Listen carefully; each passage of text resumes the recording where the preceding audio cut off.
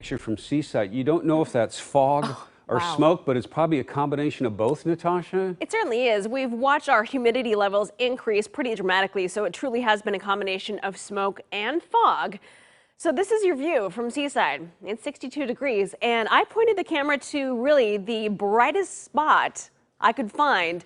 And there was actually a time when you could see a glimmer of the sunshine on the ocean right there. That has since moved away. It's kind of coming and going.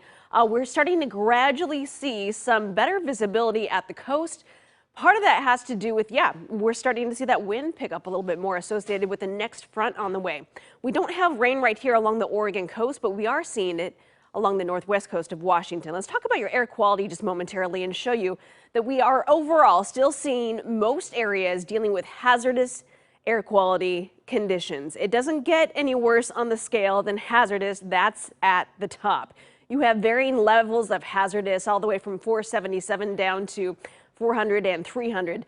Notice all the way from Portland down through Pendleton, we are dealing with the hazardous air quality category. You go to the Dalles, it's in the very unhealthy category. Lincoln City in the hazardous category. You get the picture, even though you'll get perhaps a little bit of a break to the point where you may even have shadows out there. Yeah, indicating there's more light coming through.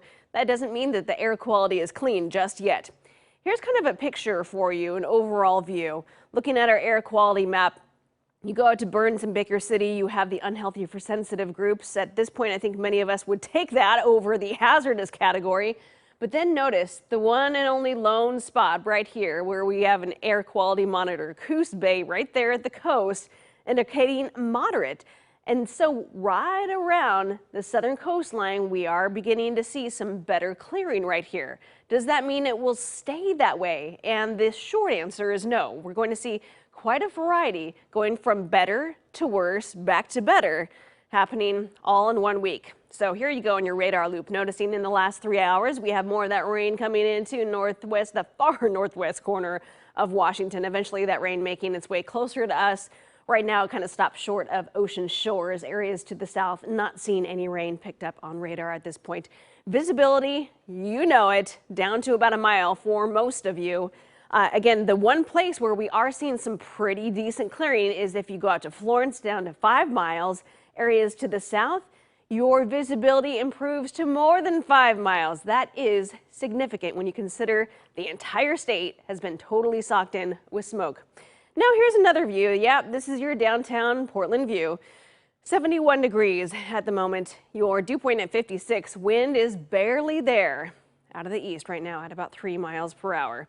So let's talk about that rain and what we could see happening for us this week. Well, noticing initially your winds are going to be coming out of the south. And that's part of the reason why we're seeing, excuse me, all that clearing down to the south end of the coast. Okay, that's smoke. So a southerly flow is going to help clear us out at the south end. And then eventually we'll see those winds spread inland. What you'll notice as we get to Wednesday is at the coast that those winds will remain, excuse me, out of the south. And we'll have a little bit of a stronger onshore push as we get to Wednesday. What does that mean? That means winds will be coming out of the west-southwest. That will help in some terms with visibility. But rain by itself is not going to do the job. We need our winds aloft to cooperate and our winds at the surface to cooperate. Also, after this rain comes through, what could be behind it is a little bit of instability on Wednesday and Thursday, watching for the chance of thunderstorms to develop, not only at the coast, but possibly inland. So this is Thursday morning for you. Then we get through Friday. Friday, that rain starts to kind of break up. So a few days this week where we could have some measurable rain and winds strong enough to kind of move things out a little bit for us.